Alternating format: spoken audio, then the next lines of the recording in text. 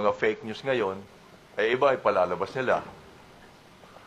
Sabi nyo kanina, hindi kayo naapektuhan kahit na anong fake news ipalabaso ninyo. Ano ho bang pwede nyo i-advise sa amin? Kasi kami naapektuhan minsan eh. Ay sagutin ka agad doon nyo.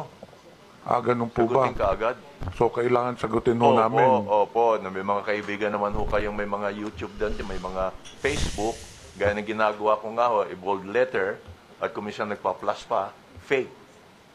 Tapos pinapakalat, pinakikiusap ko sa mga kaibigan na ipakalat. Yan o. Kasi hindi naman kayo pwedeng o kaya, tumawag ho kayo sa mga broadcasters, sa mga broadcast journalists. At ipakiusap niyo kung pwedeng ma-interview kayo para ipaliwanag niyo itong lumabas na balita. Siguradong tatanggapin naman po kayo. Basta open lagi po. Yan ang pinakikiusap ko sa mga government agencies na open lagi sila kapag may lumalabas na balita. Kasi kung minsan ho ay kumakalat na yung balita ng mali, hindi ka agad nasasagot ng mga government agencies. Sa tingin po ninyo, kailangan ng Kongreso gumawa ng batas para mapigilan ang paglaganap nito mga fake news, para naman maprotektahan yung mga reputasyon ng mga tao. Kasi nakita naman ho ninyo, marami yung mga personalidad nasira rin ng reputasyon because of fake news. Tingin nyo, kailangan ho natin gumawa ng batas? Baka ho magandang pag-aralan itong kay Congressman na Digital Council of the Philippines. Yan po sinasabi natin dyan. Pinipilit po nila ang batas, magbabanggaan po dyan yung freedom of speech and freedom of expression. Ngayon, hindi ka kayang siraan ng tao. Sinabi nga ni malinaw po sinabi ni Kabayan Noli de Castro, kapag may fake news na lumabas, sagutin ka agad, magpahayag sa social media, o kaya naman, tumawag ng press conference. Anong problema noon?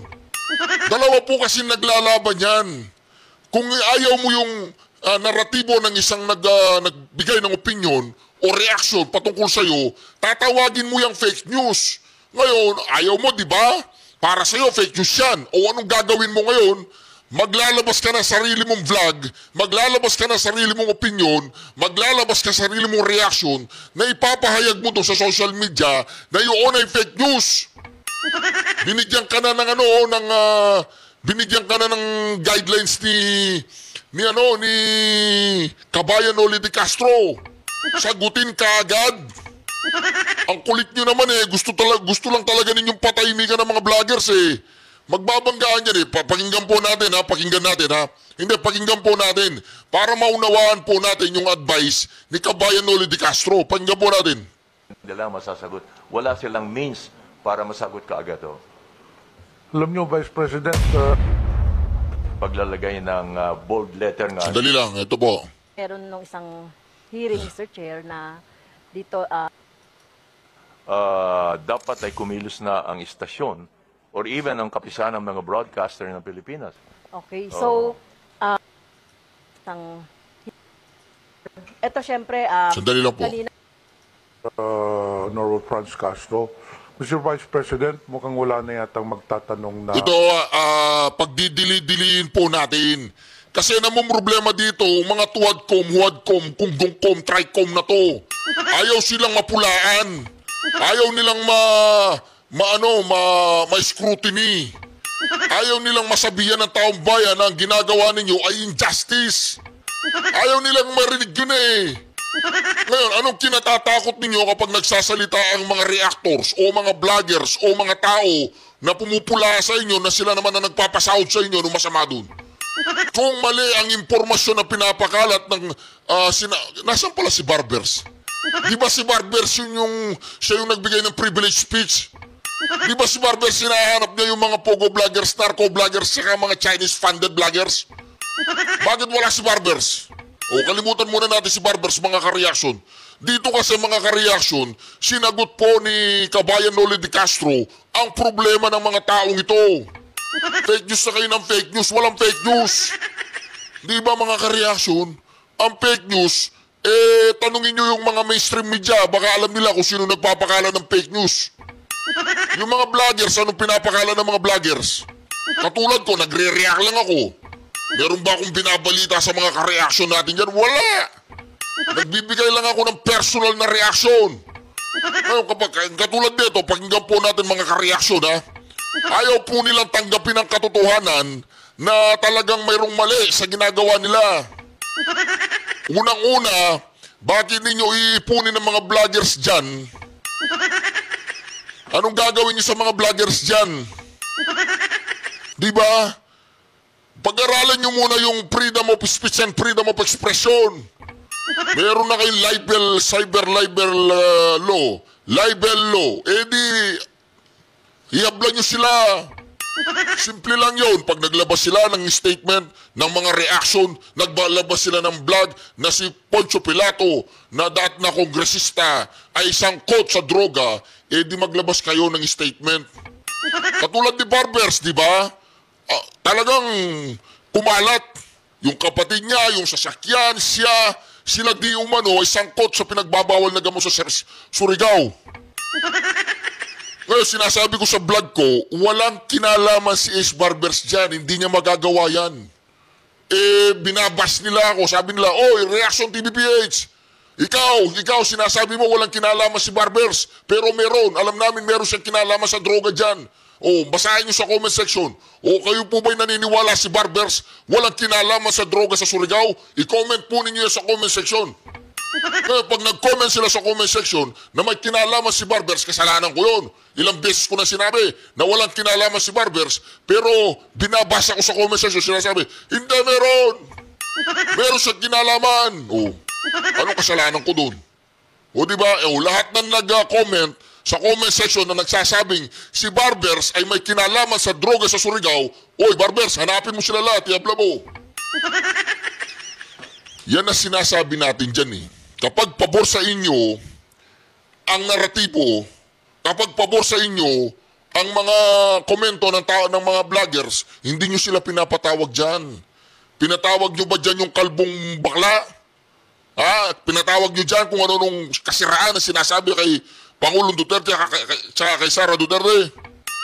Yung kalbo, yung nagsalita na ganun daw, si speaker daw, kailangan i-lift up yung maganda lahat na sasabihin, bayad every 15 days ganoon. Diba? Yung kalbong bakla, ano pangalan nun? Ninya. Si Ninya, yun. Yun, si Ninya. Ba't din yung pinatawag dyan? Di ba mga ka-reaction?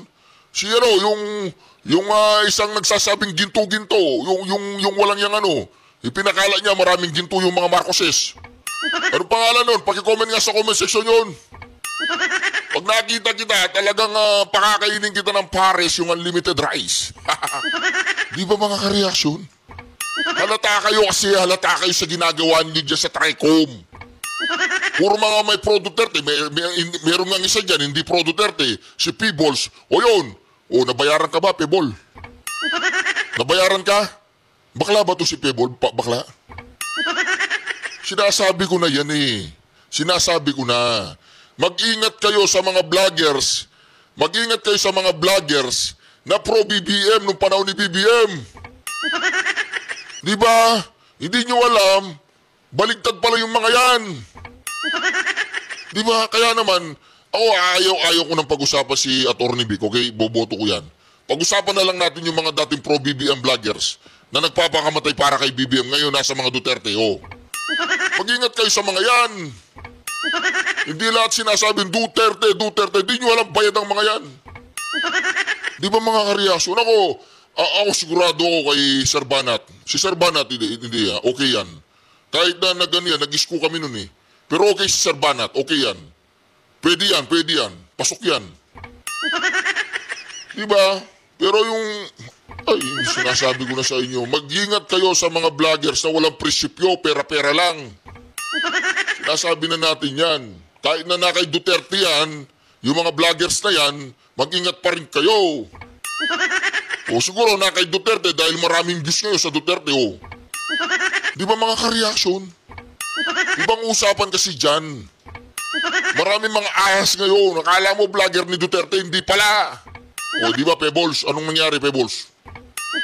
Di ba? sinasabi ko sa inyo eh. Ingat kayo. Dito sa Reaction TVPH, makakasigurado kayo dito, purong-puro to. 100% Duterte to. Walang halo to. Walang halo. Sinabi ko na noon pang araw ng eleksyon, sino man ang nagboto kay BBM, sinabi ko na yan eh. Winarningan ko na kayo eh. Hindi kayo nakinig. Winarningan ko na kayo. Ngayon, kahit sabihin pa ninyong nabudol kayo, anyway, mga kareaksyon, ito, pakinggan po natin. Makinig kayo dito, Tricom. Ito na yung solusyon sa problema ninyo. Congressman, pero bago po kayo umalis, meron lang akong katanungan out of curiosity sake. Hindi ba niyo sinubukang alamin kung sino ito mang nagpakalat ng fake news sa inyo? Hindi na po, Mr. Chair eh. Kasi karaniwan naman hindi tunay na pangalan na ginagamit nila eh. Oo. Although, nag-isip sana akong lumapit na ho sa NBI kung hindi siya hihinto. Pero huminto naman ho nung sagutin ko na sa pamagitan ng paglalagay ng bold letter nga na fake. Madalas po ba kayo ginagawa ng fake news? Well, pag ganito malapit ng eleksyon, Pero pag walang eleksyon, hindi ko na kayo ginagawan. medyo tahimik ko sila.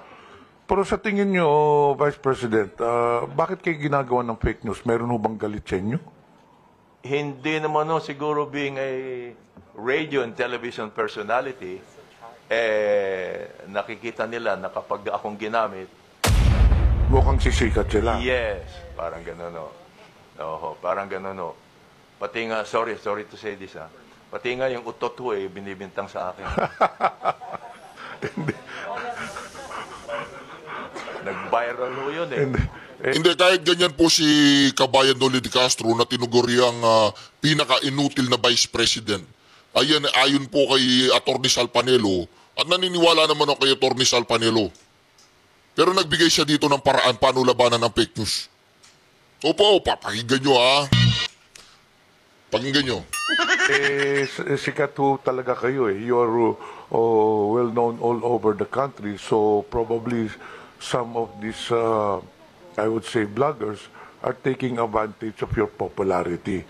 Maybe, Ika nga, ginagamit kayo Opo. para naman sila maging popular din po. Oh, well, sabay na ho yun. Sabay na yun.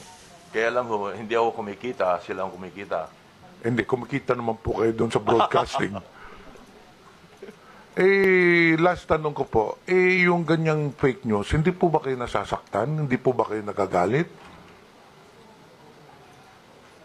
Hindi naman po eh. Hindi ako tinatablan eh. Hindi ako tinatablan po. Hindi kayo naapektuhan, kagaya noon, na pinagbintangan kayo na hindi kayo bumoto kay PRD, bumoto kayo or yung sinabihan patay na po kayo, hindi well, ba kayo tungkol doon sa- nadidepress o hindi nagagalit? Hindi po kasi nasasagot ka agad. Yun ang advantage ho namin. Nasasagot namin kaagad bilang isang broadcaster. O di ba? Kailangan pala yung fake news, sagutin ka agad. Sa papaanong paraan? Ayan, sasabihin niya ako sa papaanong paraan. Namumroblema kayo sa fake news. Ayan, sinagot na ni, ayon kay Atty. Salpanelo, pinaka-inutil na vice presidente. Di ba? So ano yun, Vice President? Oo. Pero sa pangkaraniwan tao nga po, sabi ko nga, baka mahihirapan nung sila dahil hindi ka agad nila masasagot. Wala silang means para masagot ka agad. Di ba? Alam niyo, Vice President, you're very well known sa broadcasting industry and I believe that you are liked by the people around the broadcast industry. Pero nakikita mo kahit na magandang ang ikang image mo sa broadcaster industry, wala ka namang kinakalaban, wala ka nang kinakaway, pero meron talagang mga tao na gusto lang talagang sirain ang isang tao, hindi po ba? Kahit kayong mga congressmen, ganun din. Lalo na po kami, lalo na po ngayong eleksyon. Kahit maganda ang ginagawa ninyo, dahil sa mga fake news ngayon, iba ay palalabas nila. Sabi nyo kanina, hindi kayo naapektuhan kahit na anong fake news ipalabaso ninyo. Ano bang pwede nyo i-advise sa amin? Kasi kami naapektuhan minsan eh. Ay sagutin ka agad doon nyo. Ganun po ba? Sagutin ka agad. So, kailangan sagutin ho namin. Opo. May mga kaibigan naman ho kayong may mga YouTube doon, may mga Facebook. Gaya ng ginagawa ko nga ho, i-bold letter. At O di ba, sagutin ka agad. Yun lang pala ang solusyon sa problema ng TRICOM. Sagutin nyo kaagad. Paanong paraan? komisyon nagpa-plus pa, fake. Tapos pinakikiusap ko sa mga kaibigan na ipakalat. Yan, no? Kasi hindi naman kayo pwedeng o kaya, tumawag ko kayo sa mga broadcasters, sa mga broadcast journalists. At ipakiusap nyo kung pwedeng ma-interview kayo para ipaliwanag nyo itong lumabas na balita. Siguradong tatanggapin naman po kayo. Basta open lagi po. Yan ang pinakikiusap ko sa mga government agencies na open lagi sila kapag may lumalabas na balita. Kasi komisyon ho ay kumakalat na yung balita ng mali, hindi ka agad nasasagot ng mga government agencies. Sa tingin po ninyo, kailangan ng Kongreso gumawa ng batas? Teka lang, gumawa ng batas na naman eh. Sinabi na nga sagutin ka agad eh. Kapag mayroong fake news na para sa inyo ay hindi patas at fake news, sagutin nyo kaagad. Ang tawag doon, fake news versus real news. Fake information versus real information. O ganun lang eh. Ganun ang solusyon na sinabi ni Kabayan Noli de Castro na tinuguro yung pinaka-inutil na vice-presidente. Sabi yan ni Salpanelo, hindi ako. Di ba mga ka-reaction? Napakaganda po ng advice po ni Kabayan Noli de Castro na ayon kay Salpanelo, pinaka-inutil na vice-presidente. Mantakin mo yan, sinagot niya ang problema ng TRICOM unexpectedly. At sa hindi inaasahang pagkakataon, meron na ngayon talino ang TRICOM pala, na meron ng talino na kapag merong nagpakalat ng fake news, sagutin nyo kaagad. O ngayon sabi niya, babalangkas na naman ang batas. Magbabanggaan kayo ng freedom of speech, ng freedom of expression eh. O ano pa? Para mapigilan ang paglaganap nitong mga fake news, para naman maprotektahan yung mga reputasyon ng mga tao. Kasi nakita naman ho ninyo, marami yung mga personalidad nasira rin ang reputasyon because of... Hindi nasira ang reputasyon dahil sa mga vloggers. Nasira ang reputasyon dahil sa ginagawa nila dahil wala ka nang may kukubli ngayon. Pimentel, wala ka nang may kukubli. Kumusta pala yung mga ano? Meron ka bang mining company? Meron? Anyway, mga Pimentel, wala ka nang may kukubli ngayon. Meron ng social media. Kaya ang remedy nyo na lang, kapag gumawa kayo ng kagaguhan, katarantaduhan, mga korupsyon, mga kaanimalan sa gobyerno at isiniwalat ng mga vlogger sa mga kagaguhan na ginagawa ng isang politiko at ito ay isang fake news, sagutin ka agad. Huwag magpatumpik-tumpik. Bubu! Ito, ano pa? fake news. Tingin nyo, kailangan ho natin gumawa ng batas? Baka ho magandang pag-aralan itong kay Congressman na Digital Council of the Philippines. Para lahat ng Facebook, YouTube, member ho dito, para kung meron ng reklamo tungkol sa mga post na hindi maganda o hindi totoo, may papasok agad dito sa Digital Council of the Philippines. Digital Council of the Philippines? Ano yan? Para makilala nyo sila at makulong. Ha? Alam nyo mga ka-reaction, kailangan mo rin kasing tawagan yung food vlogger dyan. Tawagan mo rin yung mga sumasayaw-sayaw, tiktokers. Mga vlogger din yan eh. Tawagin din ninyo. Naku po, ang dami yung tatawagin dyan. Pati yung lola, nagsasabi na yung ano dyan, Japanese na nagsha-shoutout sila. Di ba? Yung Makate Pokiko, yung Pokiko family. Tawagin nyo rin yung dalawang matandang yon. Yung nagsha-shoutout ng Pokiko family. Di ba? Makate Pokiko. Yun, tawagin mo yung mga yon. Para sa mga iba, bastos yun, pero ang apelido, Fukiko. O, di ba? O, ito naman ha. O, tantanan muna natin. Ang solusyon sa mga vloggers na nagpapakala ng fake news o fake information ay sagutin ka agad. Dami yung mga kuda-kuda dyan. Magkano ba kada hearing? Anyway, ito mga kareaksyon. Maganda to. Sir Boying, ang akusado po does not have to prove his innocence. He is presumed innocent. It is the prosecution that has to prove that he is guilty beyond the reasonable doubt. Kaya hindi po mali po yung pananaw niyo sa batas. Secretary of Justice pa naman kayo. Ala. Nasa konstitusyon yan, every person. Boyeng, makinig ka dito ha. Anong ginagawa mo dyan? Makinig ka kay Tupasyo. Accused of a crime is presumed innocent. Abril. Then after that, sumumpa. Hindi ka pa abogado noon. Pumasa ka sa bar, nanumpa ka. Hindi ka pa abogado. Ang last na dapat mong gawin para ikaw ay may turing na ganap na abogado ay pipirma ka sa roll of attorneys. Ngayon, ang ganda na ng ginawa ng Supreme Court. Di pumasa ka ng Disyembre. Magte-take outing ka. Take outing. Mag-o-outing ka. Pag take mo ng oath, pag sumpa mo, sabay pirma na sa roll. So on that very day na ikaw Matik ay na. sumumpa, ay ganap ka ng abogado. Pwede mo na Attorney na sabihin, I kagad. am an attorney at law. Wow. Otherwise, kung pumasa ka pa sa bar, hindi ka pa nanunumpa at hindi ka pa sumusulat or lumalagda sa roll, you are an attorney not yet. Not yet. Oh, not yet. Oh, not yet. Hindi ka pa pwede. Diba attorney dalawa yan? Attorney at law tsaka attorney in law. Anong difference nun? Alin? Yung attorney in law tapos attorney at law. Hindi, attorney at law ka. Hindi, meron ding in law, di ba? Wala. In law, biyanan yun eh. Hindi, ito ang ibig sabihin ng attorney at law. Kasi ang contrast niyan, attorney in fact. Yun. Attorney means, French yan eh, attorn.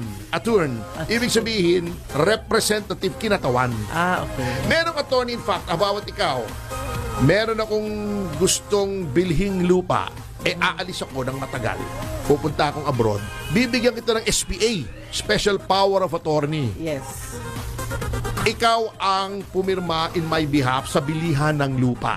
Yan. Ibebenta ko tong lupa ko, ikaw ang pumirma as buyer. Sa halip na ako kasi wala ko. Special power of attorney. You are my attorney in fact. Ibig sabihin, ikaw ang kinatawan ko for the act of signing. Bilang kinatawan ko doon sa transaksyon na yon. Ayun. Ang attorney at law, may kaso ka. Hindi ka naman abogado, di ba? Hindi mo naman alam ang batas. Ako ang representative mo, akong haharap sa korte, akong makikipagtalo dun sa kabila at makikipag-usap sa judge para sa iyo, para sa kaso mo, kasi ako nakakaalam ng batas. Yung ang attorney at law. At law yun. Yan. Meron namang abogado, nakakagawa ng krimen, o hindi alam ang batas, mali-mali ang ginagawa, alam ba, pinapa-aresto yung isang tao nang walang warrant. Anong iba naman yun? Hindi naman attorney at law yun. Attorney outlaw naman yun. Kaya yung pinaparesto, yung isang tao na wala namang warrant. Attorney outlaw. Tore, alam mo yun? Kahit walang warrant, mag-aaresto ka. Yung warrant nasa presinto. Pero attorney, meron nung halimbawa, may warrant pa rin siya nung bata siya. Ngayon, old enough na siya ngayon. Yung po ba existing Anong bata pa yun? siya?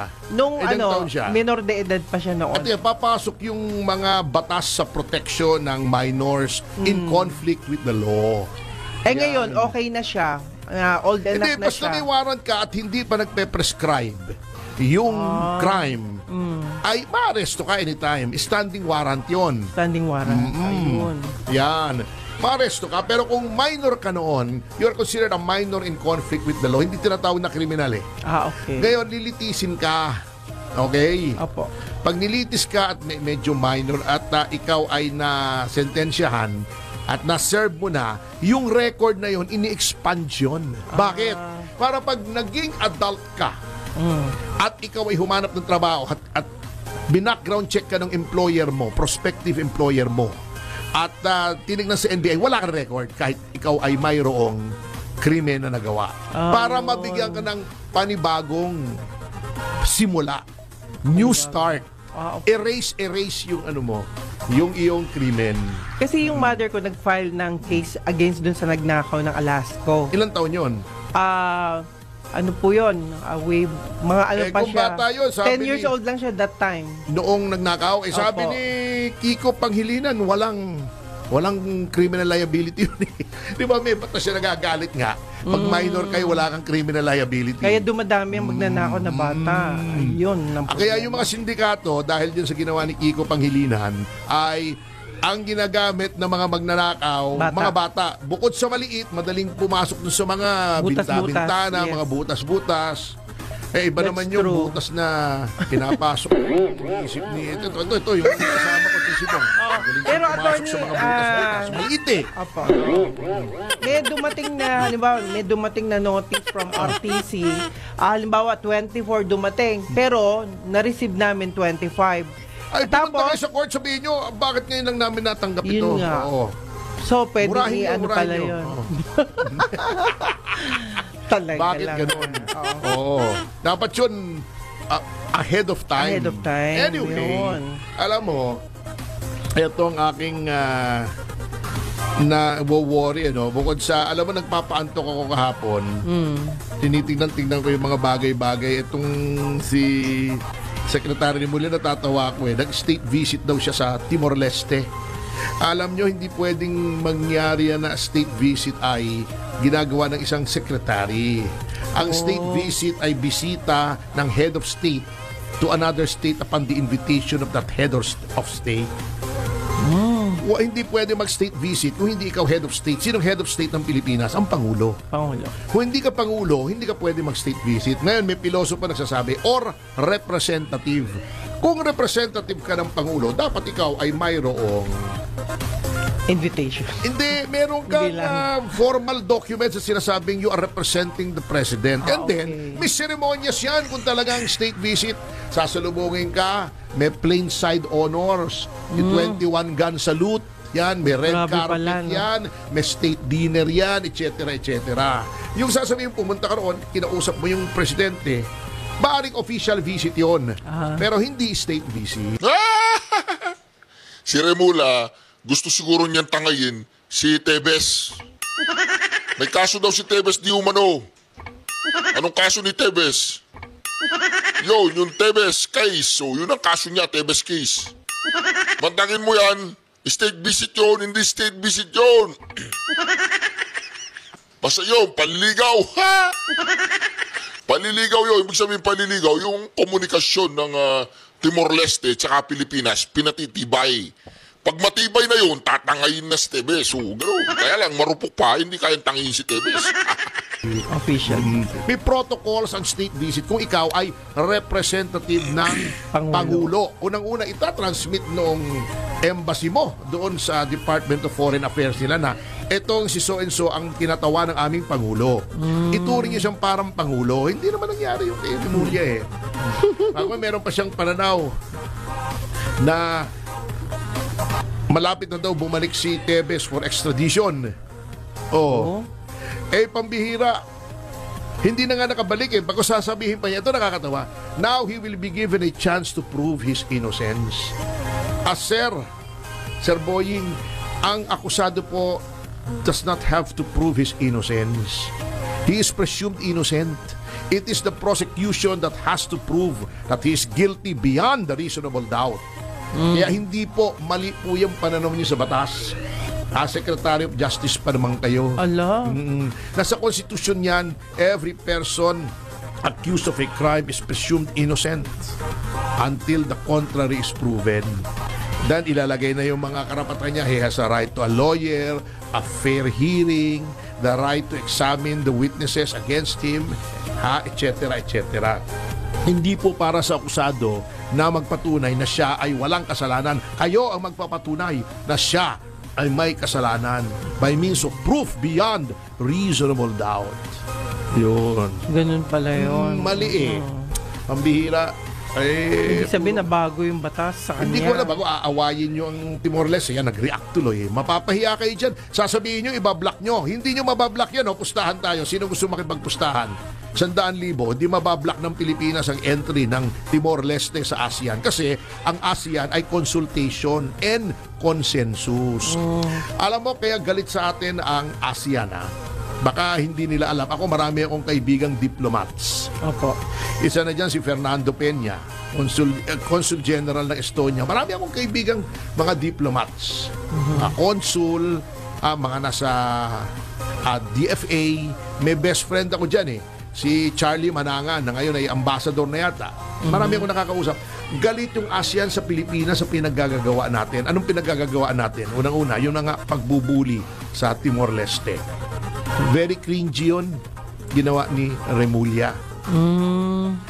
Number 2, yung ating pagkikipag-treaty ng defense, hindi lamang sa Amerika. Opo. Yan, di ba, nandito si Hesget, yung headset ba yun?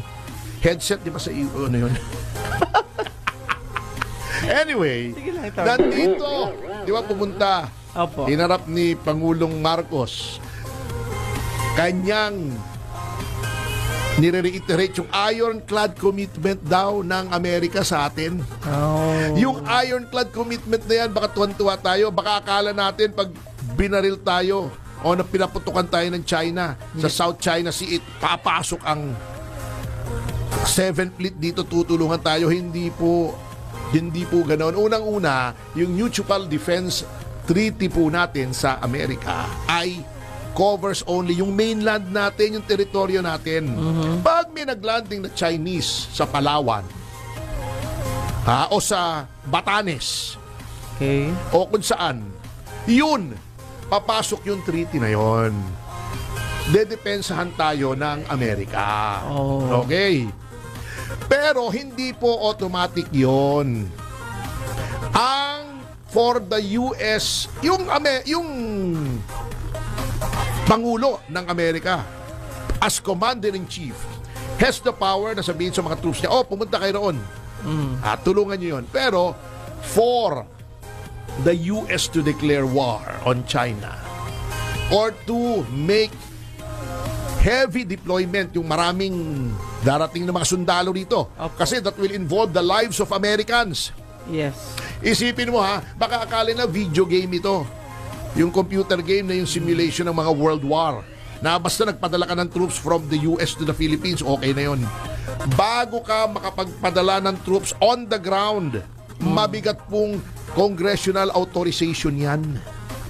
Dadaan po yan sa Kongreso ng United States, meaning the House of Representatives and the Senate.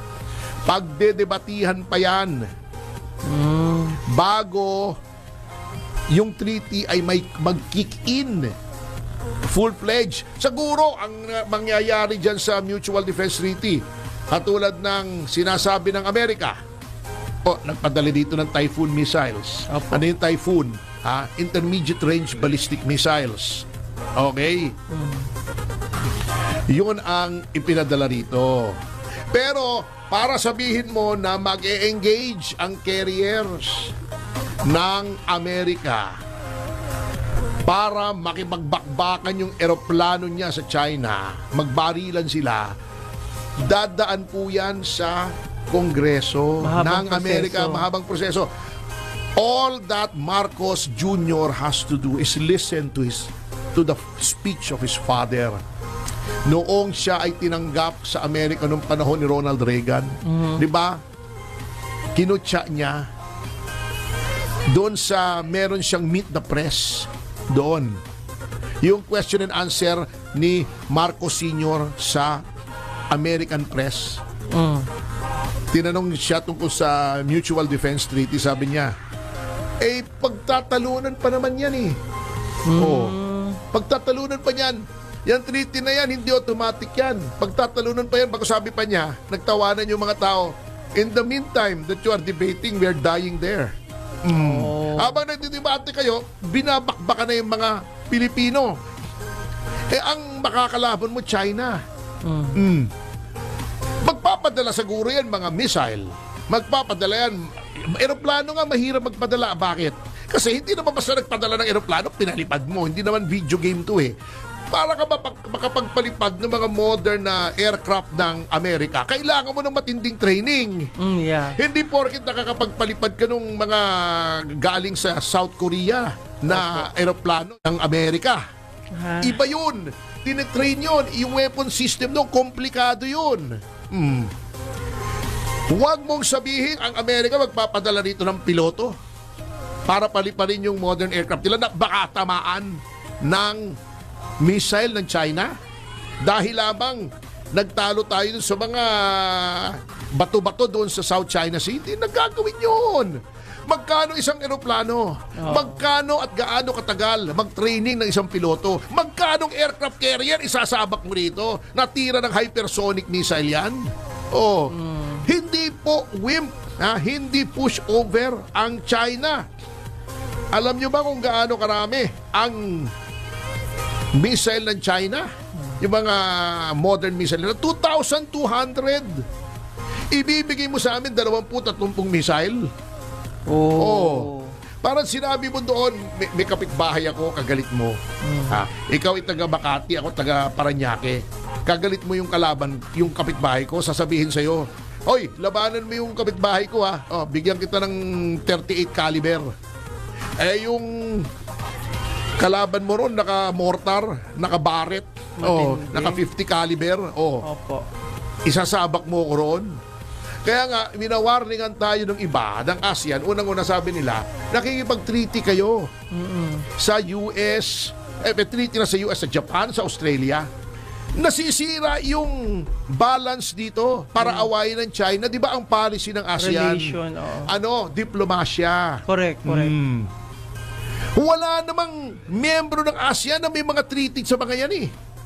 May mga bansa sa ASEAN na may claim din laban sa China. Ang Vietnam, ang Brunei, ang Malaysia. Merong mga claim yan. Kinakalaban niya ng China doon sa 9-dash line nila, katulad natin. Opo. Hindi nila kinikilala yung claim, pero hindi sila masyadong nabubuli ng China kasi nga, tayo, pinoprovoke natin eh. Para nag-aaway dalawa, tatawag ka ng barkada mo, di ba? Na mas malaki. Hindi magagalit ito, tatawag, i-escalate niyan. Yun ang ginagawa ng Pilipinas kasi. Parang may tao dito sa Pilipinas na hindi marunong makipag-usap ng diplomasya. Kaya binubuli kasi tayo. Bago sasabihin nila, si Duterte ganito, ganon. Diplomasya po kasi, kung hindi mo tayong talunin, diplomasya mo, kaya mo talunin ng China. Di ba sabi ni Duterte, anong gusto nyo, gera? Anong padadala ko? Mga pulis ko, mga sundalo ko, mamamatay lahat yun doon. Correct. At totoo naman eh. Correct. Ano bang laban ng puwersa mo sa puwersa ng China? Amerika nga takot sa China eh. Totoo. Grabe naman yan. Pinakamaraming missile sa buong mundo ang China. Opo. Hypersonic pa. Mahihirapang i-intercept. Magiging 3 ng aircraft carrier ng China. May sariling rocket force ang China na elevated, di ba? Navy, Army, Air Force. May iba sila na katumbas na ng ganong department, the People's Liberation Army Rocket Force. Ganong kaimportante, ganong